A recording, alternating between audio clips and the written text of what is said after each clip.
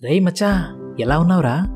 రోజు పొద్దున ఇంట్లో నుండి బయటకు వచ్చినప్పటి నుండి మళ్ళీ ఏ అర్ధరాత్రో ఇంటికి వెళ్లే వరకు జంట పక్షుల్లా మనం కలిసే ఉండేవాళ్ళం. కలిసి ఎక్కడెక్కడో తిరిగేవాళ్ళం.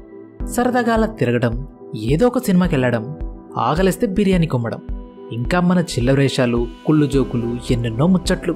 ఇదే కదరా మన డైలీ రొటీన్. ఎంత ఎంజాయ్ చేసేవాళ్ళం, ఎంత హ్యాపీగా ఉండేవాళ్ళం. మనతో ఎవరూ లేకున్నా మనం ఒకరికొకరం ఉంటే చాలనుకున్నాం. కానీ నీ జీవితంలో ప్రేమ అడుగుపెట్టిన క్షణం నుండి అంతా మారిపోయింది.